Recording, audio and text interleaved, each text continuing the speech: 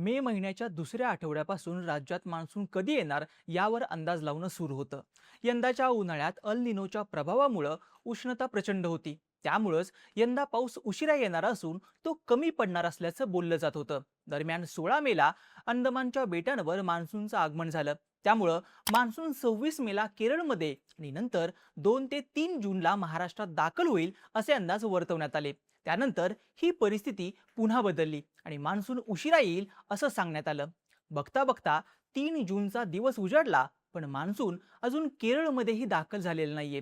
गेल्या आठवड्यापासून राज्यात ठिकठिकाणी पाऊस पडतोय, पण तो मान्सूनचा नसल्यानं शेतकरी मान्सूनच्या अधिकृत घोषणेची वाट बघत होते. पण IMD मुंबईसह हवामान अभ्यासक पंजाब डक आणि अशोक तोडकर यांनी दिलेल्या काही अंदाजानुसार मान्सून अधिकृतपणे राज्यात दाखल होण्याच्या काही तारखा समोर आलेल्या आहेत. पण त्या अंदाजानुसार राज्यात मान्सून नेमका कधी, कुठे आणि किती प्रमाणात दाखल होणार याबद्दलची पूर्ण माहिती जाणून घेऊयात या व्हिडिओच्या माध्यमातून. नमस्कार, मी ओंकार आणि तुम्ही पाहताय बोल व्हिडिओ. दरवर्षी राज्यात 7 जूनच्या दरम्यान मान्सूनचं आगमन होत असतं, पण यंदाच्या वातावरणावर अल निनोचा प्रभाव जास्त होता. दरवर्षीपेक्षा यंदाचा उन्हाळा हा जास्तच कडाक्याचा होता. पण या अल निनोचा प्रभाव पावसावरही होणार असल्याचं बोललं गेलं, ज्यानंतर यावर्षी देशात 92% एवढाच पाऊस पडेल असे अंदाज वर्तवण्यात आले.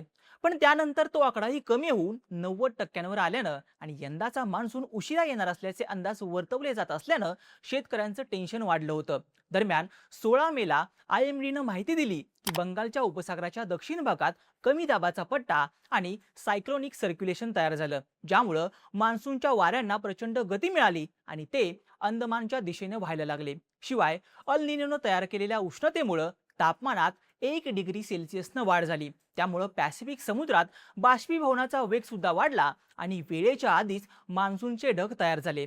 या परिस्थितीमुळे दरवर्षी सरासरी 21 ते 22 मेच्या दरम्यान अंदमानमध्ये, 1 जूनला केरळमध्ये आणि नंतर 7 जूनपर्यंत महाराष्ट्राच्या तळ कोकणात दाखल होणारा मान्सून यावर्षी 2 ते 3 जूनच्या दरम्यानच राज्यात दाखल होईल असे अंदाज वर्तवले गेले. पण महाराष्ट्र सोडाच 3 जूनपर्यंत मान्सून केरळमध्येच दाखल झालेला नाहीये.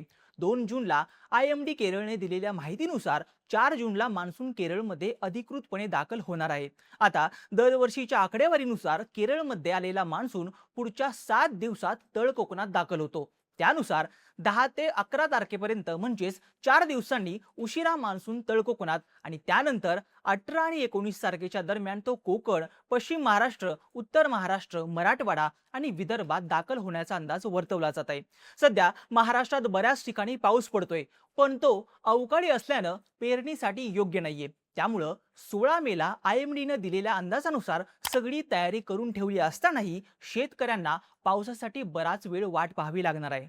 IMD मुंबईनं 4 जूनसाठी नाशिक, पालघर, ठाणे, मुंबई, रायगड, पुणे, छत्रपती संभाजीनगर, बीड, धाराशिव, लातूर, अहिल्यानगर, सातारा, रत्नागिरी, सिंधुदुर्ग, कोल्हापूर, यवतमाळ, वर्धा, नागपूर, चंद्रपूर, गडचिरोली या जिल्ह्यांना पावसाचा येलो अलर्ट दिलाय. पण त्यानंतर 5, 6 आणि 7 जूनपर्यंत हा अलर्ट फक्त काही जिल्ह्यांपुरताच मर्यादित होणार आहे. मुख्य म्हणजे 5 तारखेनंतर 6 आणि 7 तारखेला बऱ्याचशा जिल्ह्यांमध्ये पावसाचं प्रमाण कमी होणार असल्याचं IMDचं म्हणणं आहे. म्हणजेच IMDच्या अंदाजानुसार मान्सून 7 जूनपर्यंत संपूर्ण महाराष्ट्रात दाखल न होता त्याला थोडा उशीरच होणार आहे. दरम्यान IMDनं तारीख सांगितली नसली तरीही हवामान अभ्यासक पंजाब डक यांनी मान्सूनच्या आगमनाची तारीख दिलेली आहे. त्यांच्या मते यंदाचा मान्सून 7 तारखेलाच महाराष्ट्रात दाखल होणार आहे. त्यांनी आधी सांगितल्यानुसार राज्यात वेगवेगळ्या ठिकाणी मान्सून पूर्व अवकाळी पाऊस पडणार होता, जो पडला सुद्धा. पण त्यांनी 3 जूनला दिलेल्या अंदाजानुसार येत्या 7 जून पासून 14 जूनपर्यंत महाराष्ट्रात मान्सूनचा पाऊस येणार आहे. या पावसादरम्यान वेगानं वाहणारं वारं आणि विजा असतील. पाऊस एवढा पडेल की नदी नाले खळखळून वाहतील. कुठे कुठे तर नदीला पूर येईल असा अंदाज डक यांनी वर्तवलाय. त्यांनी पुढे हे सुद्धा सांगितलं की मान्सूनच्या सुरुवातीला पडणाऱ्या पावसात गारपीट होत नाही, पण यंदा या पावसात गारपीट होणार आहे. मराठवाड्यातल्या परभणी, हिंगोली, छत्रपती संभाजीनगर, जालना, बीड, लातूर या भागात 7 तारखेपासूनच चांगला पाऊस पडणार आहे. त्यात बीड आणि लातूरमध्ये सुरुवातीच्या दिवसात प्रचंड गारपीट होण्याचा अंदाज डक यांनी वर्तवलाय. विदर्भातल्या नागपूर, भंडारा, गोंदिया, चंद्रपूर आणि यवतमाळ या भागातही 7 ते 14 जून दरम्यान गारपिटीसह पाऊस पडणार आहे.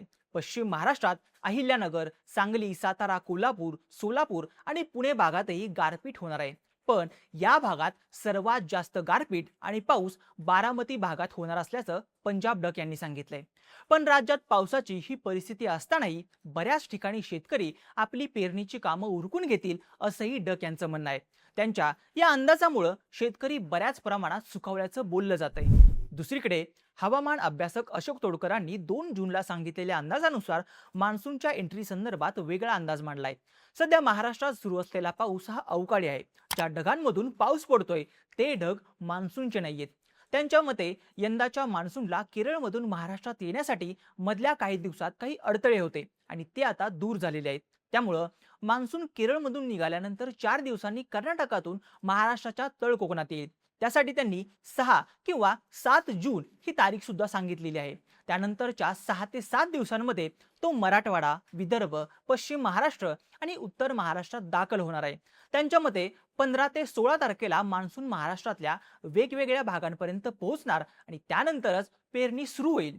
आता डक आणि तोडकरांनी वर्तवलेले अंदाज वेगवेगळे असल्यानं संभ्रमात पडलेल्या शेतकऱ्यांनी पेरणीचा निर्णय घेण्याआधीच IMDच्या अंदाजाची वाट पाहावी असंही सांगितलं जातंय. अल निनोच्या प्रभावामुळे पाऊस यंदा सरासरीच्या 90% एवढाच होणार असल्याचा अंदाज IMDनं वर्तवला होता, ज्यात विदर्भ आणि मराठवाड्याची स्थिती नाजूक असल्याचंही बोललं गेलं. त्यामुळं पूर्णपणे पावसावर अवलंबून असलेल्या शेतकऱ्यांची चिंता अजून जास्त वाढल्याचं बोललं जातंय. दरम्यान अंदाज काही असले तरी महाराष्ट्रात मान्सून नेमका कधी येणार याची शेतकऱ्यांसह सगळेच वाट बघत आहेत. तुम्हाला काय वाटतं? महाराष्ट्रात मान्सूनची एंट्री कधी होईल? तुमचं मत आणि प्रतिक्रिया आम्हाला कमेंट करून नक्की कळवा आणि अशाच माहितीपूर्ण व्हिडिओसाठी बोल व्हिडिओच्या YouTube चॅनलला सबस्क्राईब करायला विसरू नका.